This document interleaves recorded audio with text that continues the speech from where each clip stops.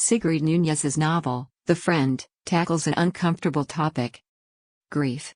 It's an emotion we all experience, yet many are uncomfortable with it. We often feel that grief is repellent, as though others can smell it on us and it makes them uncomfortable, too.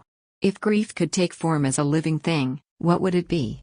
In this book, grief is represented by Apollo, an aloof, slobbering, lumbering Great Dane, a beloved pet left homeless by his deceased owner. As the narrator struggles to ease the dog's anxiety while simultaneously adapting to her new role as Apollo's owner, she slowly starts to heal from the loss of her friend. The representation of grief as a giant Great Dane dog makes sense in the context of the book. The narrator sees her friend as larger-than-life hero and mentor, yet also a flawed man unable to deal with the challenges of change.